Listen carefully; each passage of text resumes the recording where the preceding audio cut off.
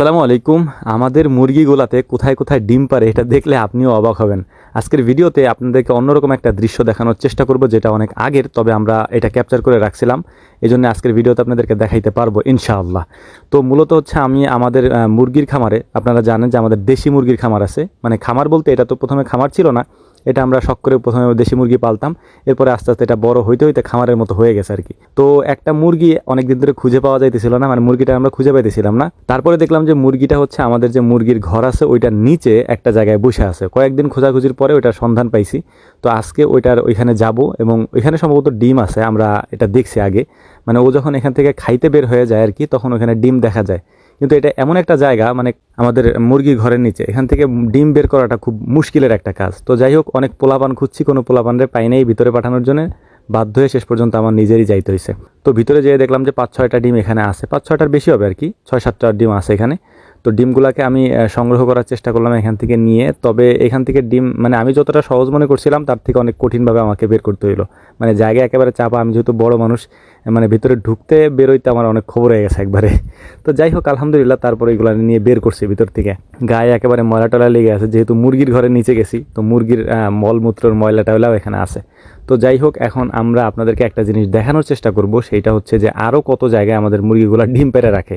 আমরা কয়েকদিন পর পর মুরগি থেকে ডিমগুলা সংগ্রহ করি, আর যদি এটা বেশি দিন হয়ে যায় তাহলে বাচ্চা ফুটাই ফেলে।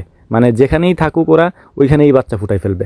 তো এইটাও আপনাদেরকে দেখানোর চেষ্টা করব যে কীভাবে ওরা বাচ্চা ফোটায়। আমার ভিডিও যারা নিয়মিত দেখেন, আগেও যারা দেখছেন, তারা জানেন যে চালের উপরে পর্যন্ত বাচ্চা ফুটাইছে। মানে হচ্ছে যে মানে ঘরের চালের উপরে ওরা বসে থাকে, ওই চালের উপরেই বাচ্চা ডিম পারতে পারতে বাচ্চা ফুটাই ফেলে। তা আমাদের জানাও থাকে না, পরে দেখি যে উপর থেকে বাচ্চার আওয়াজ আসতেছে। যখন দেখতে যাই দেখি যে চালের উপরে বাচ্চা হাঁটাহাঁটি করতেছে। তো এখানে একটা মুরগির ডিম চেক করতেছিলাম, এটা মুরগির ডিম না, হাঁসির ডিম দেওয়া ছিল মুরগির ডিমের সাথে, যেগুলো ফুটছে কিনা। তো দেখলাম যে না, এখনো ফোটার মতো হয় নাই। তারপর আমাদের যে ঘাসের ঘর আছে, এই ঘরের পাশে আর একটা জায়গা আছে, ছোট্ট একটা ঘর ছিল, এখানেও মুরগিতে ডিম পাড়া রাখে আর কি। বিশেষ করে বলতেছে এই কারণেই, কারণ নির্দিষ্ট কোনো জায়গা নেই মুরগির ডিম পাড়ার।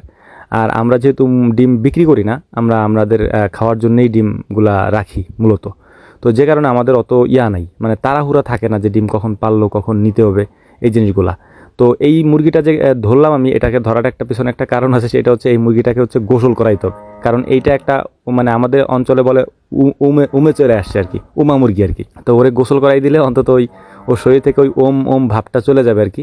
তো ওরে আমি মোটরে পানি দিয়ে আমাদের ফার্মের ভিতরে এনে গোসল করাই দিছি। তো যাই হোক, এটা ছিল হচ্ছে আমাদের মানে ডিমের ব্যাপার। আর এখন যে ভিডিওর অংশটা আপনারা দেখবেন, বিশেষ করে এইটা আজ থেকে প্রায় 6 থেকে 7 মাস বা 7 থেকে 8 মাস আগের একটা ভিডিও। এটা আপনাদেরকে এই জন্যই দেখাচ্ছি যে আমাদের মুরগিগুলো কোথায় কোথায় ডিম পেড়ে রাখতো এবং কোথায় কোথায় এরা বাচ্চা ফুটায় ফেলে। এইটা আমি যখন অসুস্থ ছিলাম তখন এর পরের দিন, মানে আমি যখন একটু সুস্থ হয়ে ফরিদপুর থেকে বাড়ি আসছিলাম, এরপরে তো আমি অসুস্থ হয়ে ঢাকা চলে যাই আবারও।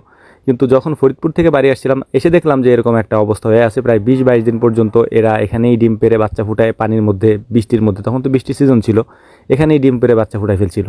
তো এই বাচ্চাগুলো হচ্ছে আজ থেকে প্রায় 6 থেকে 7 মাস আগের এই ভিডিওর ক্লিপটা, বিশেষ করে তখন এই বাচ্চাগুলা মানে এরকম বাচ্চা ফুটাইছিল আর কি। এটা দেখানোর উদ্দেশ্য হচ্ছে আপনাদেরকে যে ওই ডিমগুলাও এরকম যদি আমরা দীর্ঘদিন পর্যন্ত না দেখি, তাহলে মুরগিগুলা ওরকম বাচ্চা ফুটাই ফেলবে বিভিন্ন জায়গায় আর কি। এরপরে ওরা ওই বাচ্চা নিয়ে পরে দেখা যায় যে 2 দিন পরে 3 দিন পরে বাচ্চা নিয়ে বের হয়ে গেছে। মানে আমরা জানিও না যে কোন মুরগির বাচ্চা এগুলো আর কি। তো যাই হোক, এই ছিল আমাদের মূলত ভিডিও।